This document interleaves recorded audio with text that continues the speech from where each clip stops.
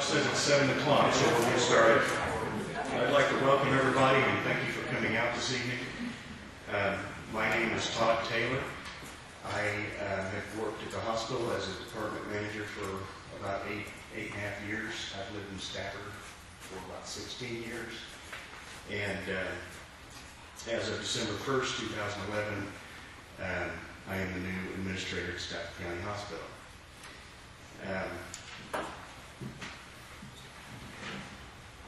I've got to read some of this because my mind goes faster than my mouth, so forgive me. Recently, the hospital board of directors has asked the county commission for no-fund warrants in the amount of $550,000.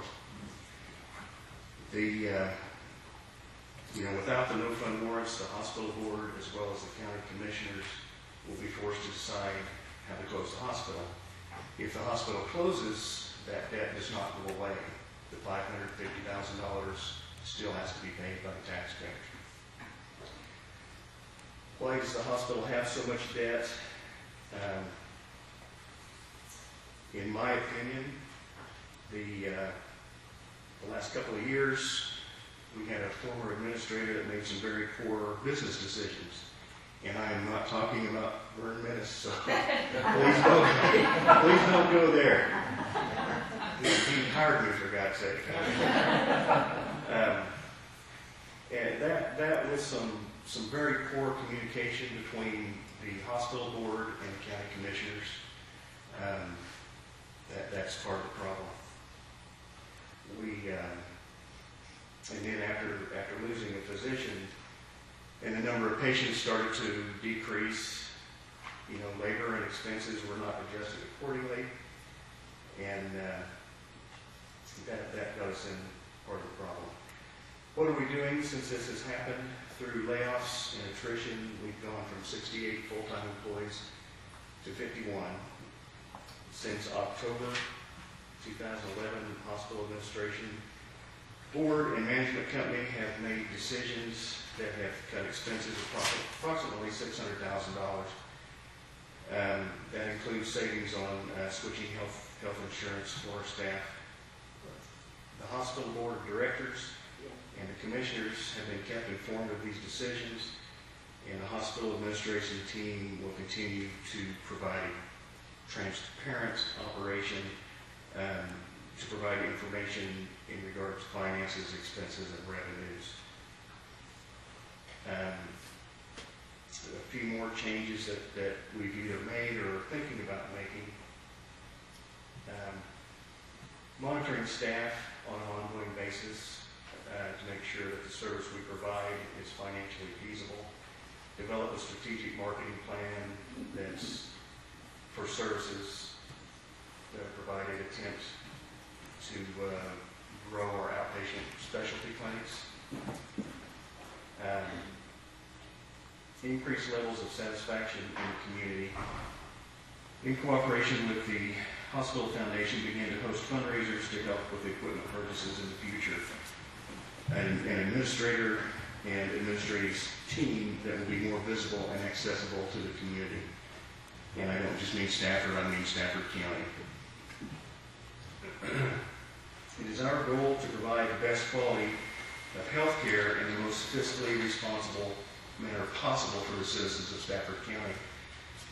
And before we go any further, I would just ask that you listen to the discussion tonight with an open mind and consider the continual support of the hospital.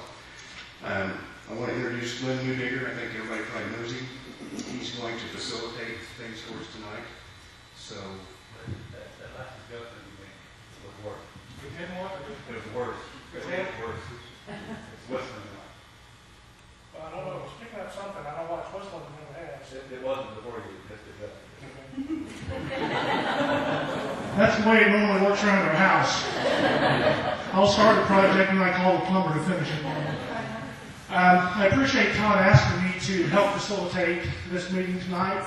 And I do want to welcome you here to the Stafford County Annex. A lot of you may be the first time in this facility, and so if you'd like to look around afterward, we'd be glad to show you a bit. But the real purpose of the night is to find out what is actually going on, get the real answers. There's a lot of facts flying around out in the county. And like all rumors, and there's sort of rumors, like all rumors, there's a little bit of truth normally in rumors. So hopefully tonight, having the actual staff here, the people in the know, you'll have the answers, be better educated when we go out and visit with people on the streets, hopefully tomorrow, and talk about the process. I would like to do some introductions before we get started, and I'll do a few of the introductions, then we're going to turn the microphone over to some of the board members. We'd like to introduce Roger Fancher, Clay Grimmett, and J.D. Hager. Most of them, I'm sure you're aware, there are county commissioners here in Stafford County. Have Carolyn Dunn on the back row on the other side, our economic development coordinator here in Stafford County. Also, like I say, we do have a lot of board members and other staff here. So with that, I will turn it over to the hospital board and let them introduce themselves. And if they would, to tell what part of the county they are representing. Dean Kinsey, and I'm representing Maxville. Ron Colbert, and I'm from St. John. I'm Boyd Volker, and I'm southeast of Stafford. I'm Tracy Fancher, and I'm North Sear Township. Mary Hildebrand, and I'm from Union Township in the southern part of the county.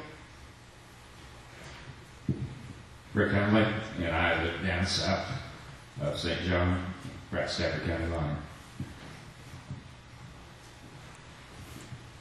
I'm Rita Berman. I'm from Sabetha, Kansas, and I was a critical access hospital administrator for 29 years. Retired about 5 years ago, and now I'm a consultant doing critical access hospital turnarounds. I'm Joe Duvall. I'm an employee at the Stafford District or County Hospital, and I'm an HIM Director and Human Resource. I'm Kelly McDermott. I'm with Pratt Regional Medical Center and am working with Stafford as a management consultant. I'm Hillary Dolby, and I'm also with Pratt Regional Medical Center as part of the management consulting team. Thank you very much. Now, whenever you hear these names, you'll be able to put names with the faces, make it a little bit easier when you do have questions, go visit with them. Also, someone I forgot, and I apologize, Steve Moody. Most of you may recognize with the EMS here in Stafford. We'd like to have Steve here, done an excellent job. You see a lot of changes being made in our fire department and in our emergency services. Mainly what we're going to do tonight is ask questions. Like you ask questions of the hospital staff, administration. What we will do is we'll take the microphone out to the audience and let you ask the question so everybody can hear the question in the room before they answer it. If you don't feel comfortable doing that, just tell me what the question is, or if you have a piece of paper, write it down and I can repeat the question for you. This is a very, if you read the papers, attend the coffee shops, this is a very talked about subject. So there's a lot of questions out there to be asked. Tonight's the time to find out those answers. Because I think there's also a meeting on Thursday night in Maxville at the VIP Center. So for your friends that couldn't make it tonight, be sure to invite them to that meeting. Be very welcome over there. But I guess let's start with some questions. Anybody, or some of the questions you may have.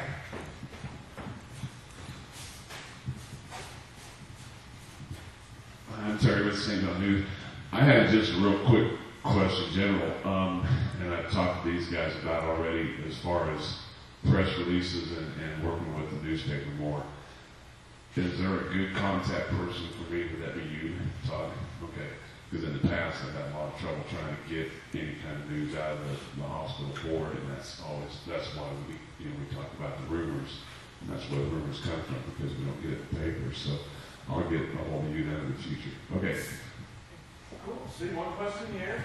Well, thank you all for coming. Now, other questions? Like Todd said, if there is a big debt, it is going to have to be paid. How that's going to be paid is what a lot of this meeting is about tonight.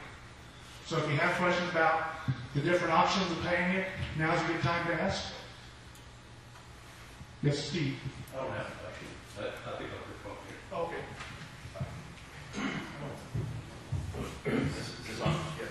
Okay, I just thought I'd just kind of comment on, from an EMS perspective, what the hospital means to the EMS. And, I've been doing this for a long time. Started in Salina and for 28 years and was a deputy chief there, and then went to Leavenworth and was fire chief there, and then took a pension from that program. but I've worked advanced life support, EMS transport for a long time. And you have some great people over there at the hospital. I don't think, and this is critical of Frank, I don't think there was good direction. I don't think that they had a good grasp of the particular niche that they needed to fit. I don't think they communicated that to the public. The public needs to understand that a small hospital like Stafford County cannot do everything. And so when they go there and they're frustrated maybe because they don't get Wichita St. Francis treatment, well, they can't provide that. And it's not even economical to provide that. And I don't think that they've done things like bringing Rita, people like Rita and people like these other folks. They've kind of depended upon themselves.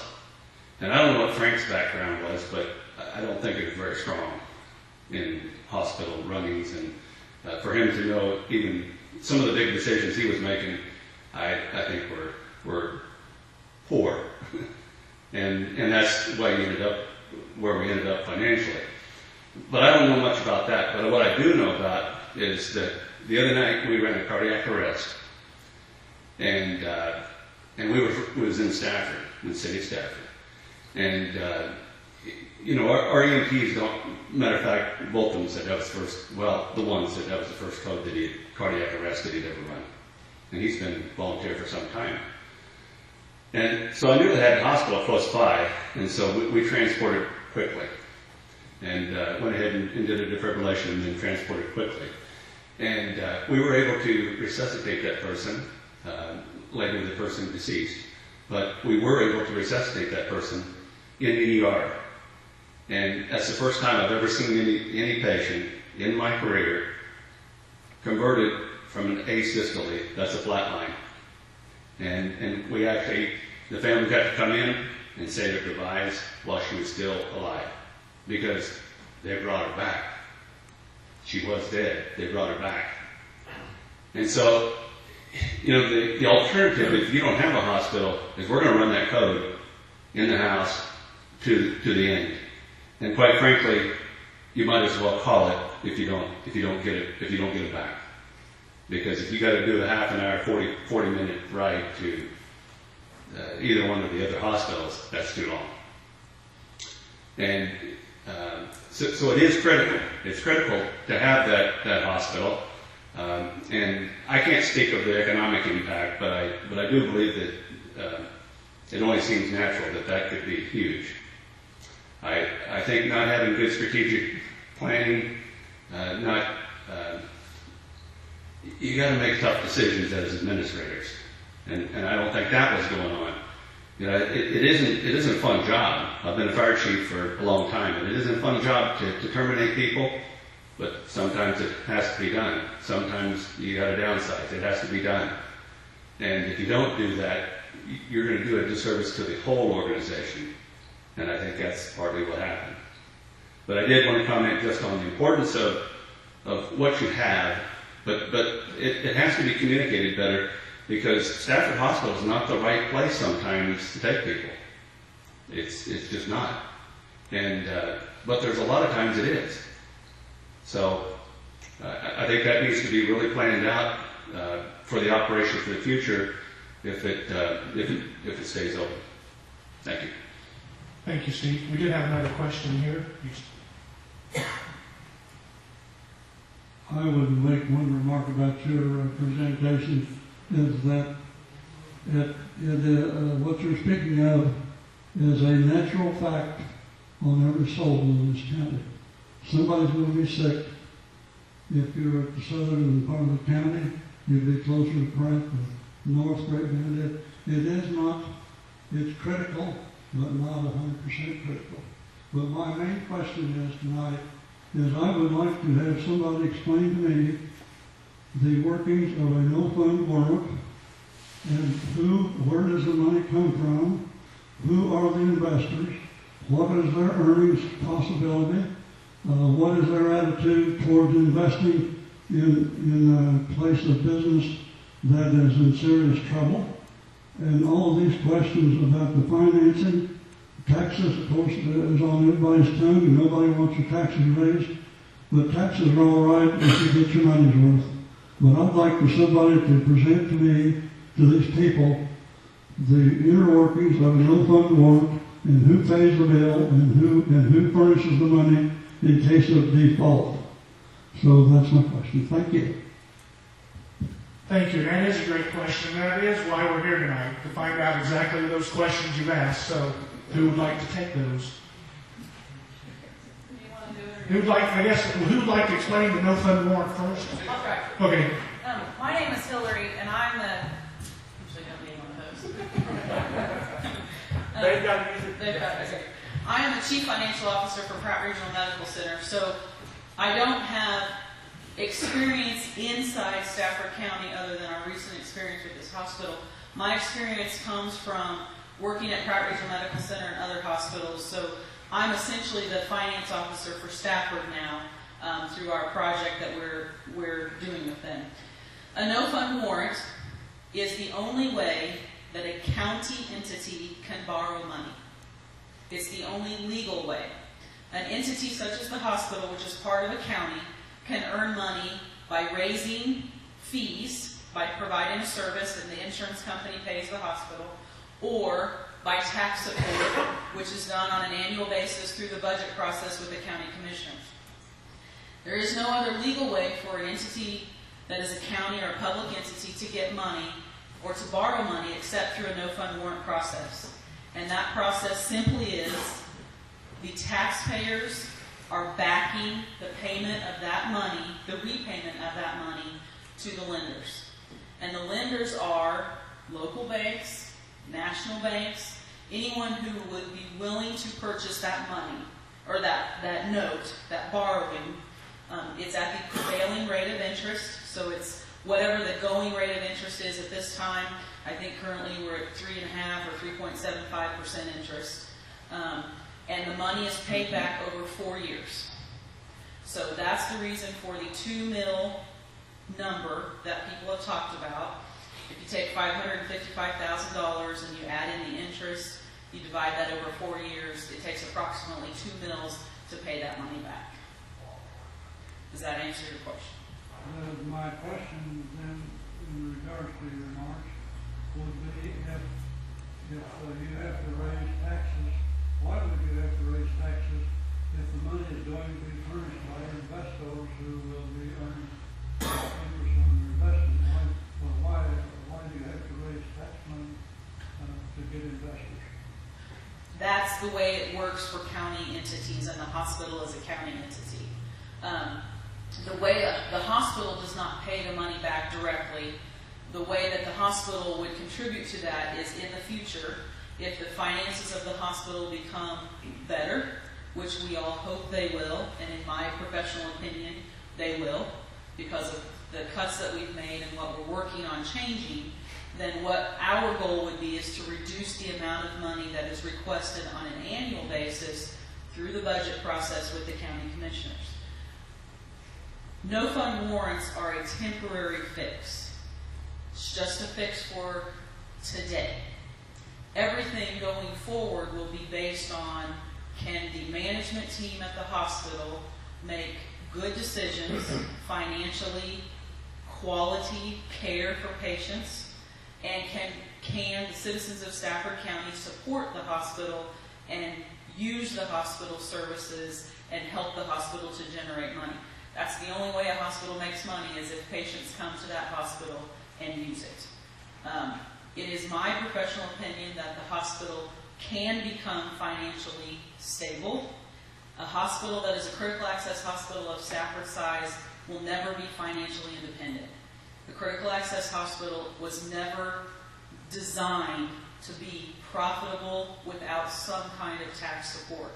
You will not find, as far as I know, any critical access hospital in the state of Kansas that is not supported by taxes in some manner.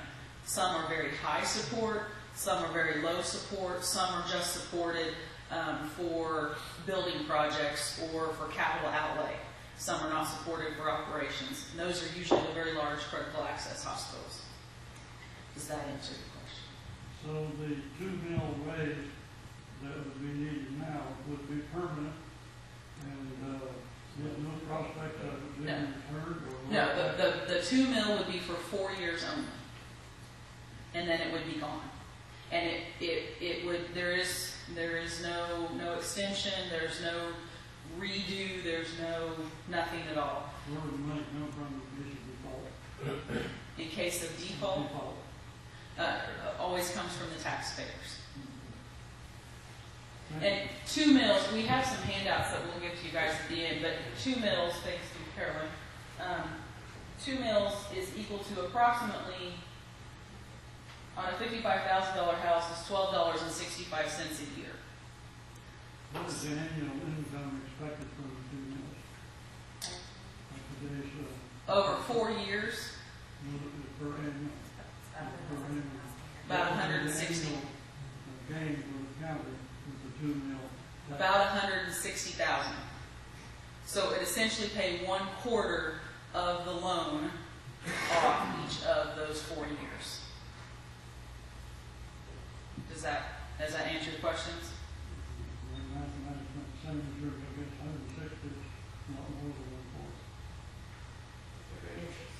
Yeah, interest has interest in the loan, and it's not exact. This is a round figure because it depends on the amount of the interest rate at the time that the loan was levied. Thank you very much. You're very welcome. Yes. Well, would you consider the Stafford Hospital, I mean, you talked about like there's low tax support, high tax support, what would you rate Stafford Hospital at? I don't really have any particular data. Do we have any? We have a status sheet, and it's one of them. It's somewhere in the middle of something. It's medium high. It's on the higher side of the high south. Average. Kind of depends on the county population and the amount each mill generates and the value, et cetera. But it's not the highest in the state, and it is by no means the lowest in the state. Other questions?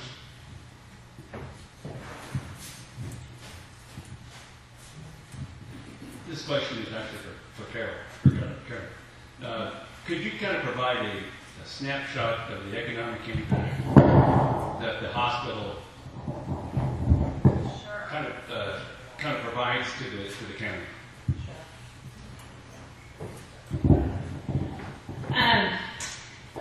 There was a study that K-State did based on 2010 that quantified for several counties around the state what the economic impact of healthcare is. It was anticipation of some of the federal changes to Medicare and how that would affect rural communities. So to put into perspective the importance of healthcare, this is all healthcare, not just the hospital, but in Stafford County that generates about $17.5 million. Based on that 2010 study, the hospital generates about $6.5 million. So to put that in perspective, it's not as if the county taxpayers are paying the bulk of the operating costs there. There's what, 13 times on those numbers more revenue coming from just payment of services than there is from taxpayer support. There's 315 people in our county employed in healthcare. Now again, that's not all just the hospital. That includes the nursing homes, the health clinics, the ambulance service, all of that. But I think you also consider that the hospital is an anchor to a lot of that as well. So that's 1 in 10 employed people in Stafford County that has a connection directly to being employed in healthcare. It's the number 4 industry in our county in terms of employment, and in terms of income, it's number 5. So it's a big part of what we do, and a big part of what generates just the revenue in the county. There's an estimate that the ripple effect, the total impact of healthcare is around $11 million. So it's not hard to see that this has a lot of impact, and when that's taken away, you really do start worrying about what's the next thing to go? Is it the schools? Are we going to be driving out of county to educate our kids in a consolidated district? Or are we going to be able to maintain those other basic services like grocery stores? And I think that the healthcare is an important pillar to the community economically. The one thing that really concerns me, and I think you touched on it, but I don't know, I just want to clarify maybe, is that nobody wants to pay increased taxes. I don't want to pay increased taxes. But the effect of the hospital closing could just skyrocket taxes if you lose a significant number of people that move. Right. That would be my assessment of it as well. There are certain essential functions of government we're never going to be able to reduce, and somebody's got to pay for that. So those of us that are left may easily see much higher tax increases than a temporary 2 mil levy to maintain those essential functions of government that you can't choose to eliminate. There was a couple other questions came up while you were talking. A few people would like to know if they could get the handouts now, so if there's some questions about it, they could ask about them. And then also a question, I guess from my standpoint, just throw that out, there are probably going to be, the real question tonight is the no fund warrants. There is a debt, it has to be paid. How do we pay that? Pay it now or pay it out over a 4-year period? And then the second question, and I don't think tonight is probably going to answer that question, do we want to continue to keep a hospital? I think that's a question for somewhere down the road, see how this all works. But I think the real question tonight is the no fund warrants and how are we going to pay the $550,000 debt that we have. I guess would that stand correct or agree? Well, it's not new money. I mean, we're not looking at new money. We're looking at money to pay the debt that got down, $550,000. It's just to pay the debt that they got. And so it's not new money going into the hospital. There's already a debt that's already owed. So one way or the other, the taxpayer's going to pay the debt. So are we going to go ahead and let them have this, pay their debt out early and see if they can go ahead and maintain the hospital and keep the hospital afloat? Their proposal is now, after the meetings we've had with them, it appears that they have got the hospital on track and keep it on track and possibly, possibly maybe pay back some of this through savings over the years on the rest of their taxes. Is that correct?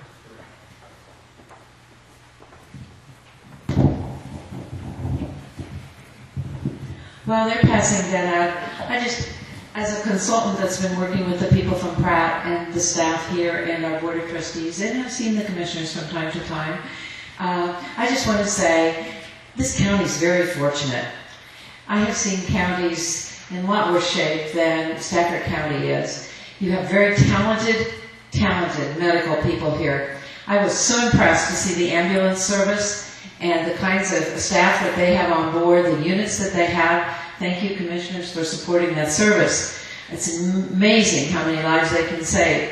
But the other part of that is, and this speaks only to what's happened in the past that has probably been wrong with the operation of the hospital, was that one, it was not a congenial, collaborative process. In fact, I was shocked when we called Steve to the hospital for a meeting the first time when he told us he'd never been there for a meeting before. That's sad in a county the size of Stafford. You need every single talented person that you have in this county to help make a hospital successful. So there are a lot of things that we're looking at going forward. We're hoping to begin to develop some tight relationships with a hospice service so that we can also provide end-of-life care more seamlessly. Outpatient specialty clinics. We've just visited with a specialist out of Wichita this morning to perhaps in the future host a clinic here to save people from driving to Wichita to see physicians. There's a lot that can be done in a critical access hospital. The point is, you are very fortunate to have the people that you have, and now it's time for Todd to take the helm, keep it running, the ship running upright, and do the things that you can, do it well, save lives, and I cannot tell you how well trained your nursing staff is. When I came to Stafford and found out they were PALS or Pediatric Life Support certified, awesome. Then I found out they were trauma certified, even better. This staff is well trained, thus the result in the emergency room the other night. You have 4 providers with Dr. Farmer and the 3 mid-levels he's supervising. You know, sometimes people don't even know what's available at their local hospital, and I would bet that's the case for many people in Stafford County.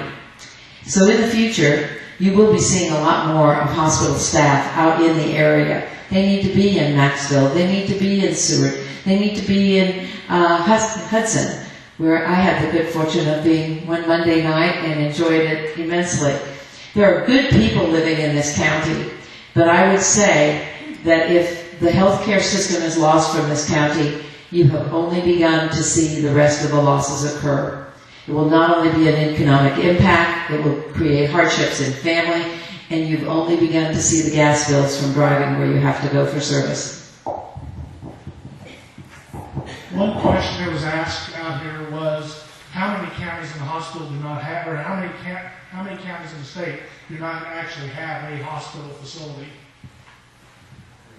Not very many. Clayton says 3. I was thinking maybe 2, but there's 3. Other questions?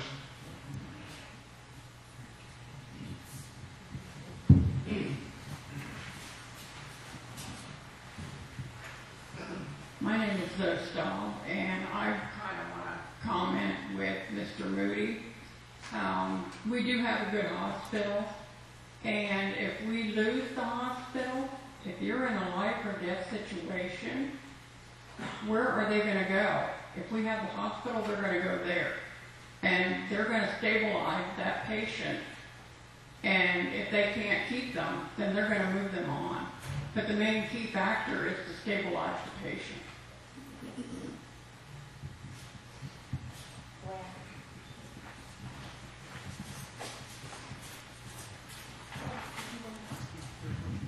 Charles Smith, if we do have a new administration to take care of this situation, what keeps it from happening again? Who takes care of the books, and who keeps the new administrator in line? These ladies down here to my left. Okay. The way currently, because of my expertise, I'm acting as the finance officer for Stafford County Hospital. But the real people who are responsible for Todd and his management are the people sitting over there. And that is the county hospital board, and then their boss, which is the county commissioner. So our responsibility as hospital management is to provide information to them, all of them, so that they know what's going on, to be able to and forthrightly answer questions about anything that's going on and everything that's going on, and to provide financial information on a monthly basis so they have a picture from the financial standpoint of what is actually going on. And if Todd is not doing his job, or I am not doing my job, it is the board of directors' responsibility to remove Todd or me or anyone else at the hospital. And if the county commissioners do not think that the board of directors is doing a good enough job, it's their responsibility to remove the board of directors. There have been a tremendous amount of controls, internal controls, financial controls, and communication that we have put in place, that we are working on continuing to put in place, so that everyone is comfortable that they know what's going on, they have appropriate and accurate information, and they can make those exact decisions by judgment. Are we doing what we're supposed to be doing? And if not, what are we doing to stop or change that action so that it does neither get worse, create more of an issue, but is immediately turned around, and financially we can make an effort to correcting that. Does that answer your question? Let us talk a little bit about critical access hospital. I'm not sure if everyone understands what makes it different than another hospital. Critical access hospital was a designation created by Congress several years ago to allow hospitals that were very small and very vulnerable to get a different type of payment from the federal government. It has evolved over several years to be a system that's been tweaked and tweaked, but it still works if you work it carefully. It was never designed to make lots of money for a small hospital, but it can and does work well as a first line of medicine for people in rural counties. However, it has become increasingly more difficult for a single administrator to operate a critical access hospital without the help of a management contract or an entity such as Pratt that is larger, has more resources available, and that the critical access hospital can tap into for just a half hour or an hour at a time. And an example of that is human resources. Human resources is a huge area in small hospitals today because you really have to know the wage and hour law and all the rest of the things that go with it. But with having Pratt on board, many of those human resource issues are handled by Kelly and some of her staff, so it is the resources that you get through the management contract. The best thing that's happened to this hospital is a management contract with Pratt. You need support and resources from a hospital bigger than yourself. Doesn't have to be a Wichita hospital, doesn't have to be a Topeka hospital, but you do need more resources from larger sources. Question here. My name is Janet Farrell. I'm a resident in St. John. And some of the things that you mentioned about changes that you're looking at to make the hospital more viable include things like increasing satisfaction in the community or making your administrative team a little bit more visible in the community. These are valuable things, but to me those are a little bit ambiguous when it comes to dollars. And so what are some concrete things that you have talked about and are planning to do to help increase revenue in the facility? The big thing right now is trying to... Can everybody hear Todd? Sorry to interrupt you, but I think you need to use mic. Well, at least we got your attention. The big thing right now is to increase our specialty clinics by having more physicians come to our facility and see patients. And how many do we have now? 5. We have 5 right now. We talked to a cardiologist this morning that's very interested, as Rita said. And that's kind of our goal right now. Why don't you tell them what physicians you have now? Areas. Well, we have Dr. Cantor, who's a podiatrist, Dr. Hildebrand, who's an orthopedic surgeon, Dr. Gill's there, the chiropractor weekly, a couple times a week. Yeah. Dr. Tamir is a wound care specialist, and who am I forgetting? Well, not right now. Does that answer your question? Somewhat. I think maybe part of that too is having a higher proportion of people here go to use the services that are available within the county currently. If not all, although I think a part of it is bringing in different specialists that may appeal to more people, but part of it may be, that's the public relations part of it, making people more aware of what's already there and utilizing it at a higher rate. Some of the other things we talked about are looking at relationships with all the other larger hospitals and how to recoup people. Like in swing bed, you go get your hip replaced or surgery done, then you can come back to Stafford and have your therapy services and all that just right here at home. So increasing those types of patients that we have coming in, working closer with some of the larger facilities that do those surgeries on having them send patients back. Because it still is a choice up to you. The hospitals where you go to get some of these other services that aren't offered in Stafford are supposed to ask you, do you want to have rehab services here or do you want to go back to your hometown hospital? And you can make that decision and get very good care here. Rita's been working with some hospice groups on seeing what we can do to provide end-of-life care at the hospital as well. So there's some other services that we're looking at, the specialty clinics that are coming in, and just like the cardiologist, we're asking what labs are you going bringing patients to see him, he will then in turn use some of our ancillary services, which would increase revenue also. We also think that that will improve care. In our conversation with the cardiologist this morning, one of the things from our providers that came up was that it takes so long to get overreads on echocardiograms or treadmills or whatever, and there was a discussion about could we in fact do those when he's in the building and be ready to do an analysis of that testing while the patients are still here, which would improve care drastically and certainly make the providers happy. But back to the swing bed issue, let's just say overall we've not in the past marketed services well. I have found that many, many people don't realize that the swing bed skilled care option is there for post-op recovery.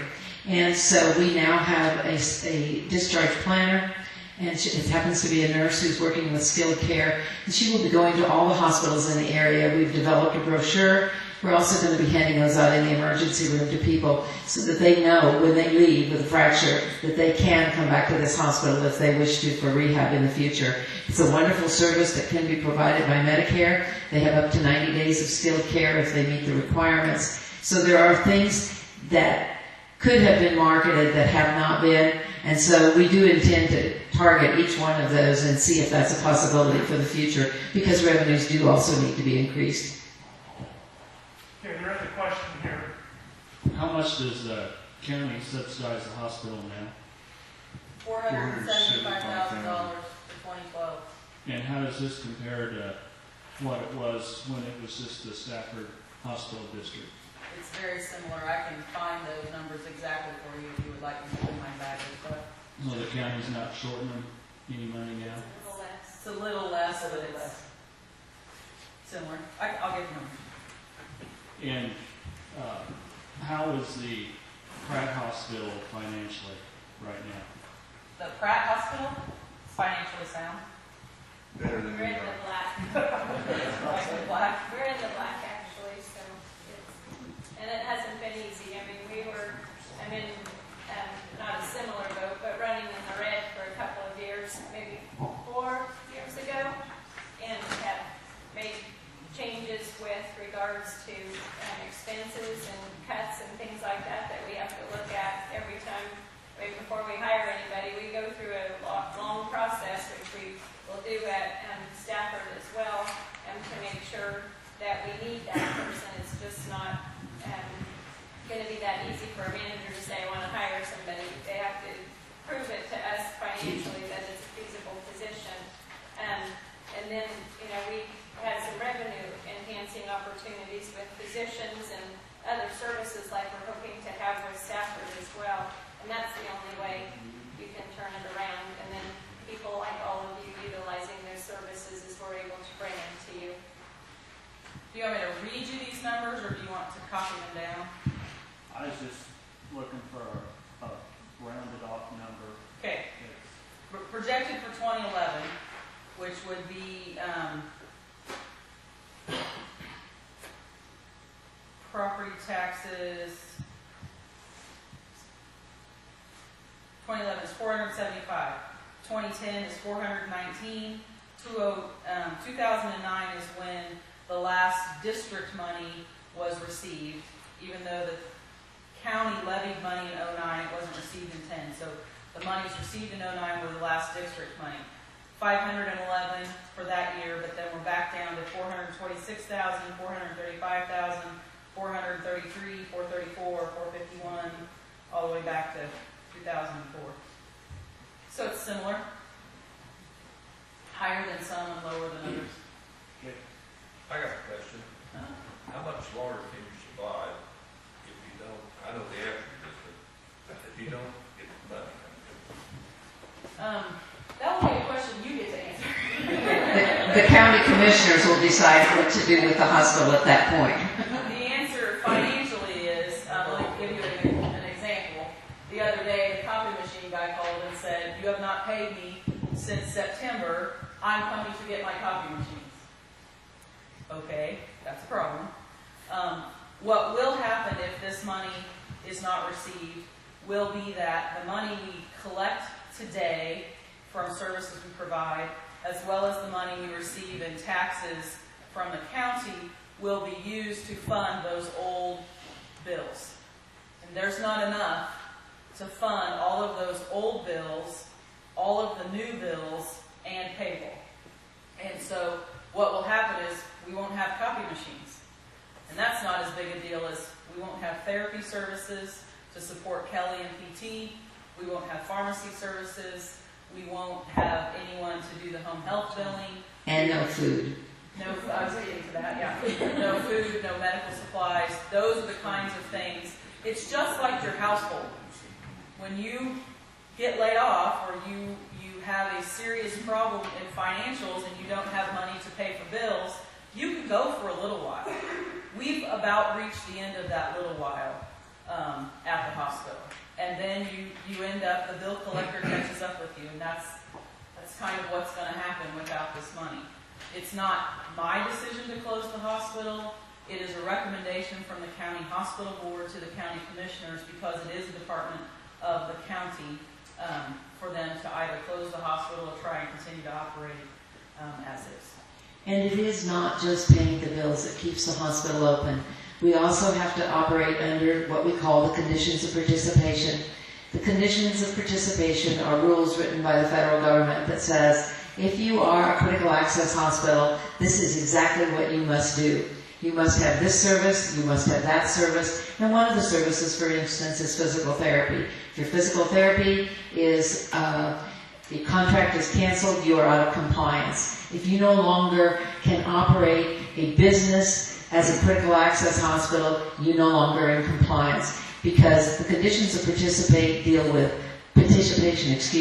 deal with all aspects of the business, from financial to the dietary to the nursing to the emergency room department, and if you do not meet their conditions, you are out of compliance and you will be closed by the federal government eventually. There is a question right here. I'm Philip Schultz, and I've messed with aviation a few years. I used to live out north of town here, and I went to the thing here in St. John when they closed the hospital. And that was a sad day to see 3 MDs leave St. John, and it was all over. Once it's gone forever. And you mentioned the doctors flying. Fortunately, most doctors have an airplane, and they'd rather take that airplane to Stafford than get in the Escalade or Suburban and drive to Stafford. It's an excuse to fly. And I was at an airport where we had 50 flights a year on the average, flying to Wichita, Tulsa. And a cardiologist group in Wichita makes 20 clinics a month. And they have 2 airplanes, and they probably wouldn't do the clinics they did if they didn't have, access. And the city of Stafford has realized this, and we're trying to improve the Stafford Airport. We've gotten a state grant. The helicopters do a good service in the county, but if the wind is strong and it's foggy, they don't fly. And we need a 3,500-foot runway to get the turboprop in that's based at Great Bend. It's about a 20-minute flight to Wichita with that. And they'll fly if the weather you can't see across the hood of your car. They can get that airplane in the air. And it's a very critical thing to stabilize the people and get them on that King Air or that helicopter, because those nurses on those airplanes have seen everything that's happened. And you're in pretty good care. But it's Stafford, they ask, well, what's the hospital? Well, it's like a poor old airport. Who wants the damn thing until we need it? And then when you crawl in there, it's a darn good thing that it's here. And they're all working. Stafford wants to keep it. And like I say, once it's gone, we'll never get another one. You folks are doing a good job trying to keep things together, and it's tough, but when one hospital fails, we all fail. There is no doubt that rural health care is as important in this country as any tertiary care. Unfortunately, it will never get the recognition that it deserves. Mr. Schultz, Dr. Tamir actually flies to Stafford quite often. Are there any other questions? Yeah. We're limited to 3, so. If there was a petition filed and there was an election, when would that be? Too late. Isn't that correct? That's what you said. it would be about 4 months or how much? Well, 60 days from the date of publication. 60 days, date of publication. I think Nita said that the election, the earliest of election would be June. So petitions filed, 5% of people, all it takes, 5% goes to the hospital. Registered voters, right? Pardon? Registered voters. Yes, that's correct. That's right. And so that's why if it is with this meetings actually kind of beauty, because it's not going to solve anything, you're still going to pay off the debt they've already got over there. Plus pay the expenses of holding a special Yeah, election. election for 6,000. Just kind of restate that, because this was a question that I had heard several times, is if the petition does, I'm going to restate this, and like I say, if I'm wrong, please correct me, that if the petition is filed, basically the hospital will probably close because, like they said, there's not enough money in the pot to keep it going to get through the petition and election process. Is that, I mean, that would be... We're going to be pretty tight. I would say that would be really close. And it's not that we don't want to keep it open, it's not that we won't try our best, but vendors are already 3 months behind, and if we don't make a payment to them until June, when an election happens, they will no longer be our vendors, and we'll probably be in court somewhere for a creditor collection kind of thing. So would it be fair to say from the hospital standpoint that if the no-fund warrants do not go through, and also for the commissioners, that the hospital would probably close? I can't make that decision, but financially I would tell you that it would be less than viable, which would be, I mean, that would be the recommendation that as a financial professional I would make to the board of directors. We are now at zero cash and we owe all this money to vendors, and we have no prospects for getting a large sum of cash without the no-fund warrants. And also a question, and this goes maybe to the commissioners, that if there would be a petition and the no-fund warrants would fail in a vote, is there money to pay the bills now? That'd be okay. Good. The mill levy is probably going to happen whether or not we have a hospital. We don't have a reserve set aside to pay the bill. There's no funds in the county budget to pay that bill. The budget's already made, so it'll have to come out, because I have to pay it all.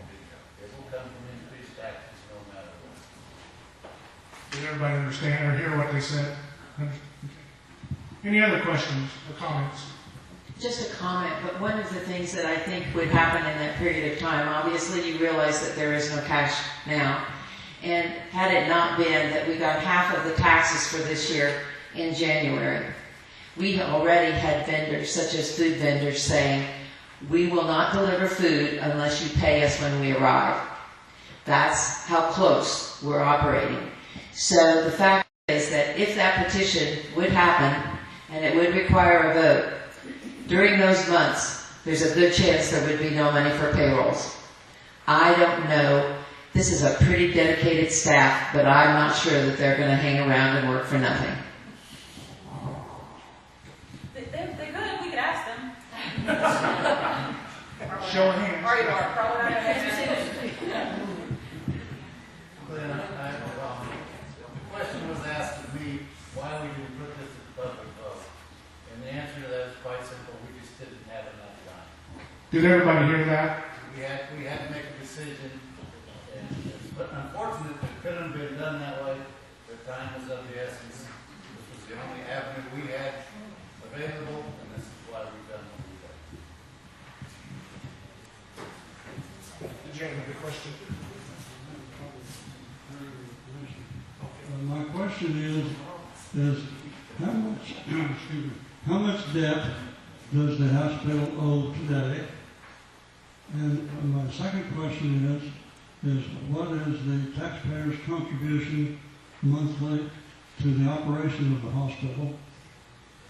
And I'm concerned about if they have a debt, who are they indebted to? Are they indebted to the treasury of the county, or some investors, or?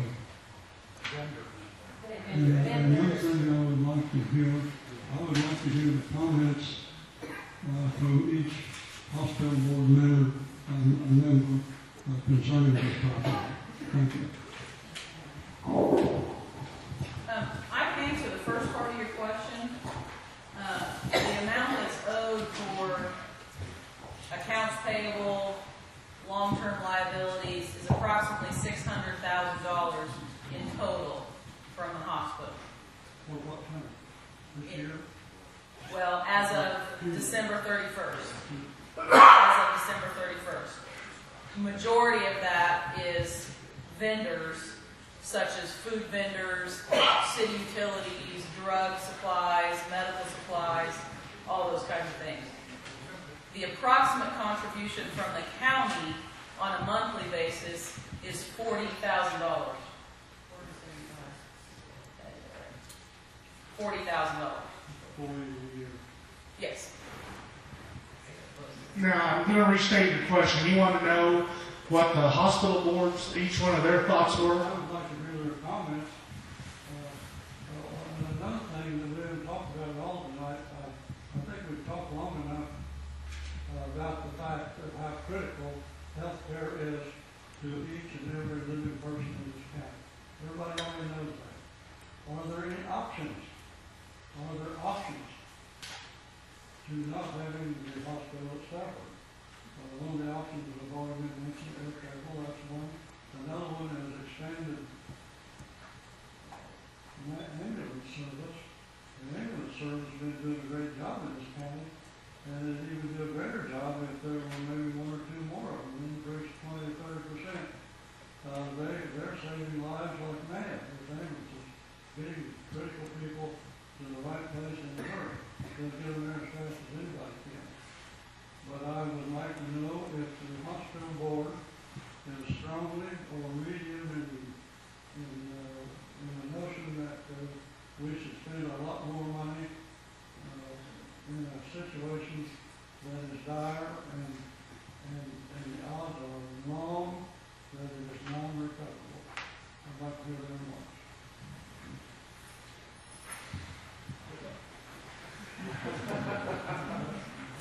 Well, I don't think I can do anything more but second what's already been said as far as how important the hospital is to the community. Because I don't want to see the county begin to dissolve because we lose the hospital and we lose the people who are working there. And they take their children out of their school systems. And, you know, the county then just begins to get smaller and smaller and unable to really take care of itself. So we are all definitely behind the decision to go after these no-fund warrants so that we can keep the hospital going, that we can keep it strong, that we can make it a viable employer in this county because it is so important to all of us. We're doing what we can.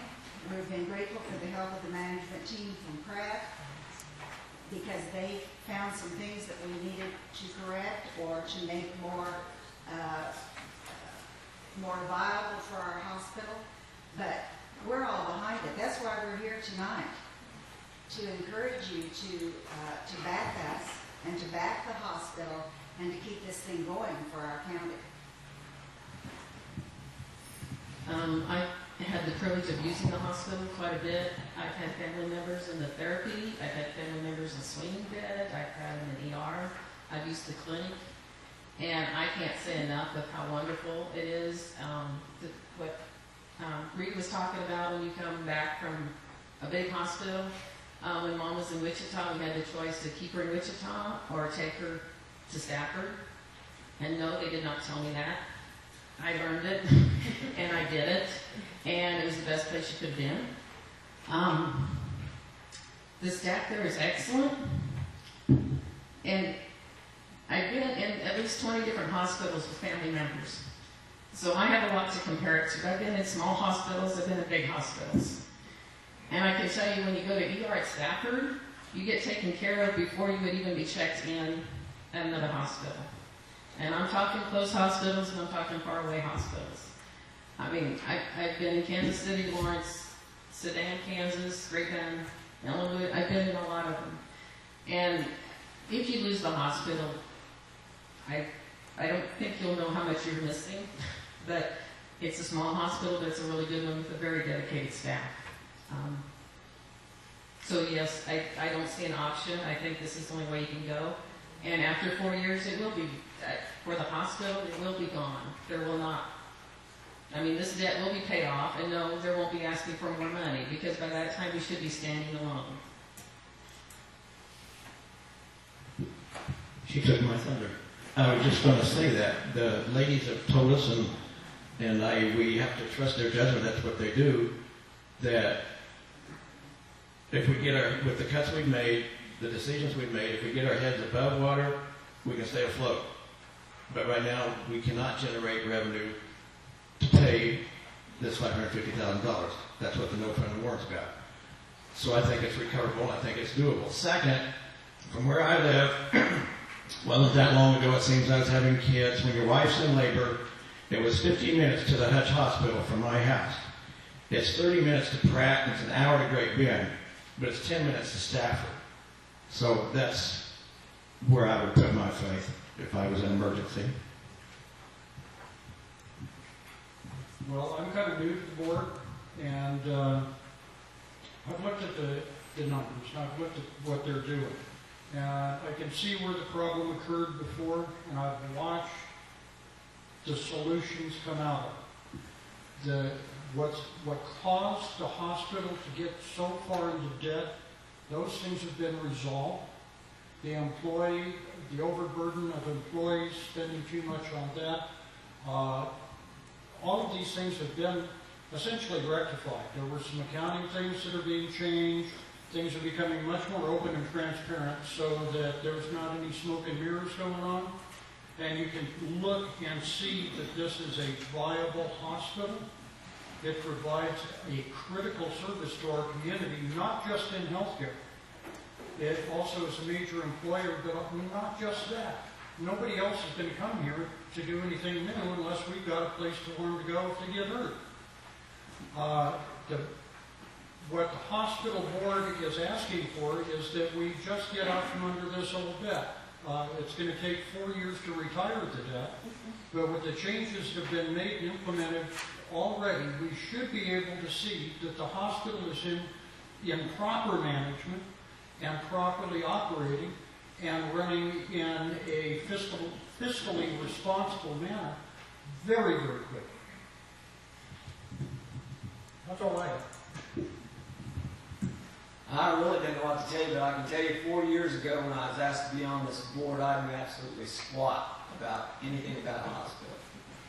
And today I know about a half an inch about being on a hospital board, but I'm learning as I go, and they're teaching me that maybe I shouldn't have said yes. Maybe I shouldn't have had you guys take my place. I can tell you 4 years ago, my wife took me to the emergency room, and if it wasn't for Stafford County Hospital getting me stabilized and putting me on the helicopter, I wouldn't be up here today. And there's more to having a hospital in your county than what the average Joe knows. And as a board, I think we're going in the right direction. Is that we were paying at one time, and Hillary might correct me, but I think we were paying a monthly insurance premium for benefits about $50,000. Which was a pretty sweet deal for all employees, and I don't blame any of them for signing up for it. It was a sweet, sweet deal. We have changed the insurance carriers, and right now I think we're down between $10,000 and $12,000. And it's not because it was a benefit to the employees, but the employees took that cut to keep the hospital going and to help us reduce our debt. I think for no other reason, we at least we owe it to the employees of the hospital that have hung around that are making this thing work. We need your help to support us and to just hang with us. We'll get it turned around. I guess I'll stand up since I've been hiding back. Dean saw me. When the Stafford County voted to make the hospital a Stafford County hospital instead of the Stafford District Hospital, we all took the responsibility of helping run this hospital. It is in our county, and it is for people in Stafford County. And I firmly believe that with the help of these people from Pratt District Hospital, that the management group, they have really stepped up and and made some improvements in the hospital. And us as a board, we do believe that it is going to work. I suppose, me personally, I'm like Dean. I knew zero about hospital finance. I've been on lots of boards, and I'm on the Kansas board. You can go to the Kansas board meeting, see the financial. You can see exactly where you are every month. Hospital, different ballgame. You have thousands and thousands of factors that factor in the amount of people that are in the hospital, how you're reimbursed. It's just not an easy deal. You never know where you are. And I suppose, you know, it was probably some of our fault, but all we can do is go on the facts that we are given by the administration. That's our job, is to hire the administrators. We're not there to micromanage or anything else. So, you know, what we were given, we thought we were doing fine at times, but come and find out we were not doing fine. So, but with the management we have now, we feel comfortable with what's going to be taking place, and I really believe that we can go forward, but the no-fund warrant has to go through. And as I said before, if it doesn't, the hospital will close, and it will not be good for the county. I believe that we, you know, like Mr. White was talking about expanding your services. Yeah, you could do that, but you still are going to lose all your employees and everything else you have in your community. So this is the first step that we're trying to do, and hopefully when we get this done, everything will go forward and we will be profitable. So. I just want to reiterate one thing that these gals have said too. I know we ran ads in the paper listing the services that our hospital provided, but that have been done for several weeks, many times through the past few years. But you as a community and we as a community need to use that hospital. Get your lab work done there. Have your x-rays taken there. Do your physical therapy there. If you can come back to the swing bed, tell your neighbors. Remind your family. A lot of the doctors that you go to out of town don't realize you can do that, or don't make it known to you that you can do that. So, you know, take the initiative and say, hey, I want it done at Stafford. I doubt seriously that Annie would really say you couldn't do it, because we have such good facilities and good people working there. So, you know, make your neighbors aware of this and make sure that you do it yourself, so that you can increase the use of our services, and that will help us too. Thank you. I think we're probably about ready to wrap up. Oh, I'm sorry.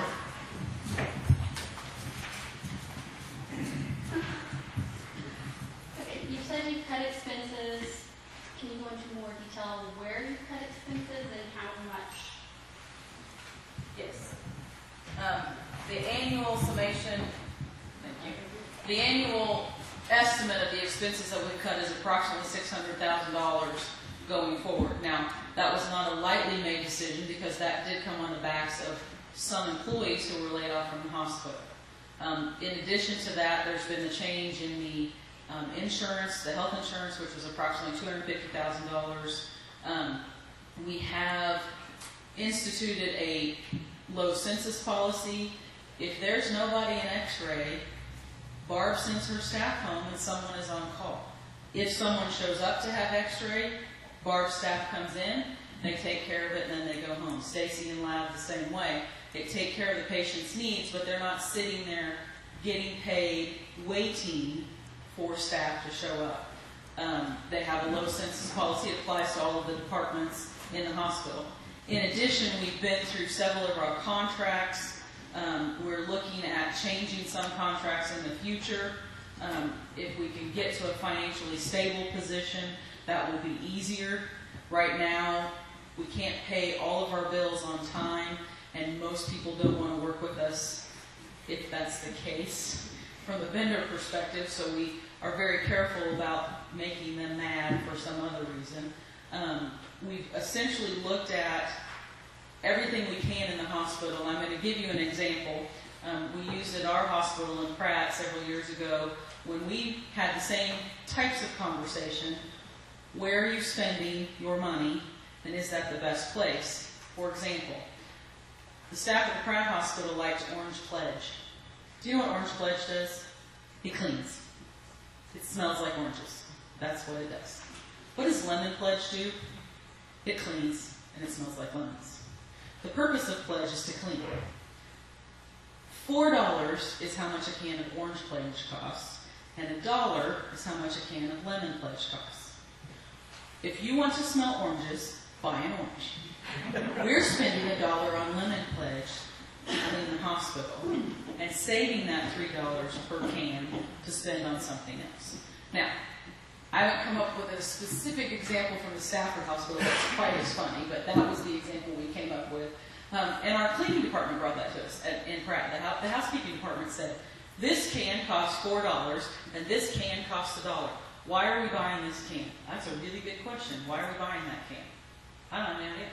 But the staff in Stafford has the same suggestions, the same ideas, and they are coming to those realizations and bringing them up and being empowered to make those changes, which will continue to help cut costs, save costs, move forward in a manner in which is profitable in what we can do going forward. So there's a ton of little things that we've done. Those are the big ones. Does that answer your question? Thank you. I guess we have a couple more questions, sir. This might seem self-centered, or I don't know exactly how to phrase it, but, and I know the answer, but can you tell me, has the hospital staff had raises recently? No, ma'am. I believe it's 4 years, 3 years. 4 years. Would we like to rectify that situation? I absolutely would give every employee in the hospital a raise tomorrow if I could. And yes, that will be part of the plan going forward. We can't be financially sound if we don't have employees who want to work for us because we never give a raise. I just want people to be aware I that understand you're that. not, these are professional people. Many of these people are professional people who've been at this for many years. Right. And The other thing that people don't also always recognize is that it's not just the hospital per se. The hospital closes, home health closes. There will be no home health service. That is a huge service out in this county because right now there's probably, because of mileage costs, not a lot of home health agencies that will want to come into this county from out of county. It's too far to drive. In fact, one of the cost-cutting measures that we've taken is that we know we have patients from the Sylvia area, so we now provide services only to Stafford County and Sylvia. We've limited our area for home health simply because of mileage costs. So, that's another service that goes away when the hospital goes away. Can you talk about physician recruitment? Sure. Physician recruitment is on everyone's mind. And there's nothing that the county wouldn't like to do, or Pratt wouldn't like to do, or Todd wouldn't like to do, and the board certainly, but add another physician. But I can tell you right now, after recruiting 5 docs to the hospital I was in, no doctor is going to come to a town where the hospital is in this condition. The first thing that happens when you go to see young residents at a university hospital such as KU, where we recruited 3 of our 5, is they sit down with you and they want a copy of the contract and they want the financial audit from the last fiscal year. They are very astute. They are very concerned about the financial well-being of hospital. And I will tell you that nobody will be recruited to a facility like this till the turnaround is accomplished. And once the turnaround is accomplished and you can show them what you've been able to do in 2 years, then their interest is piqued, particularly if they have other people to share call with. So it's a potential in the future, but it is not tomorrow. First things first. I have a question here. What year was the last year that the hospital paid officers? Was it breaking? The hospital before or after the county tax support? Forever. I mean, it's always been supported one way or the other. It was their district for a while, and now it's the whole county. I have back to 2002, and it has never been in the black without county, without some tax. Including the money. Oh, 2007. Okay. Yeah, because that's, I don't think anyone here said anything about, the current levy. There's no season. Yeah, with the current property tax levy, 2007. 2004, 5, 6, and 7 were all black, in the black. 2002 and 2003 were $60,000, $70,000 loss. But this has been 4 years in the making.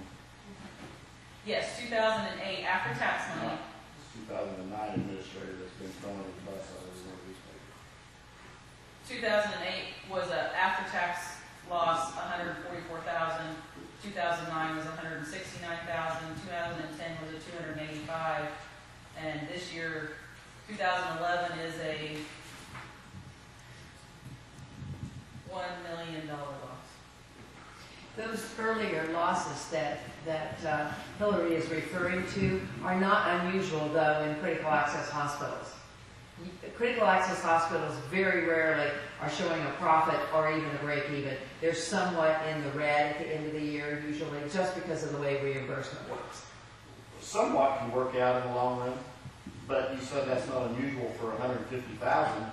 If that's not unusual every year, in 4 years you're back in the same situation.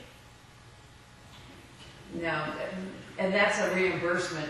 That's the way that the cost statement is done, and the cash building is the clue. Is it fair to say that it's a cash basis accounting when actually they're not, if all of the debts were collected from patients, that loss would not be at that level of closing? Okay, say that again. Is it fair to say that if we were collecting, does that account for the collections due from patients, I guess? it accounts for current collections, yes. And bad debt. And bad debt. No hospital in the world collects 100% of its money from patients. Every hospital has bad debt. Every hospital has charity. Every hospital can do better at collecting money from patients. And Stafford Hospital is no exception. Neither is Pratt. We always could collect better. And as a finance officer, we'd like to collect every dime tomorrow. But that's the world we live in, and we know that that doesn't really happen. On a go-forward basis, what was presented to the commissioners is roughly, for 2012, a $10,000 loss after taxes per month. And that is with a 0% change in revenue.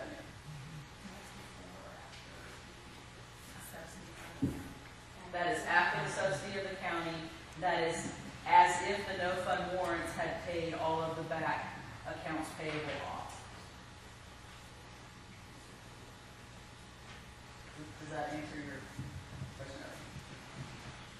Any other questions? We were shooting for about an hour and a half, and we just about hit that level, I think, using Stan's watch. So, no, hopefully it was right. So we are getting close to wrapping up, but if you do have any final questions, we'd sure like to take those.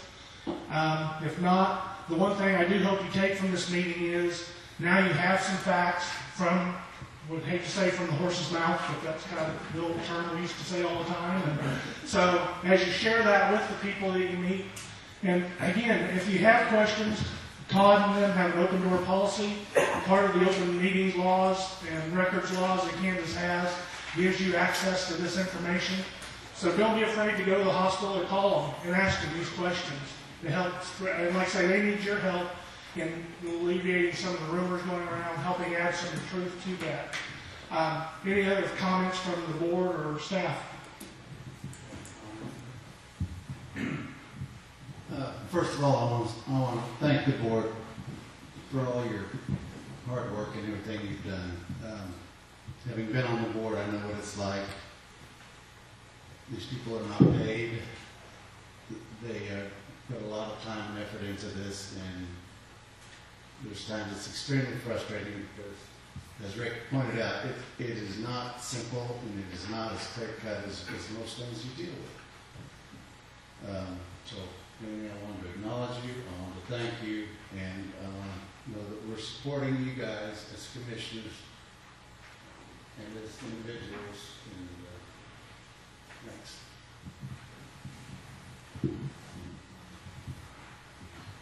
Well, the Dean of Ag, who I work for K-State, always said, never go by an open mic, and just go by Clayton, you didn't take it. So with that, again, we thank you for coming. The meeting, they'll have another one at 7 o'clock on this Thursday in Maxville, and then on February 7th, if I'm correct, there will be another one in Stafford at the senior center. So be sure and tell your friends and neighbors about these so they can come hear kind of the word. And we do appreciate y'all coming and have a safe trip home.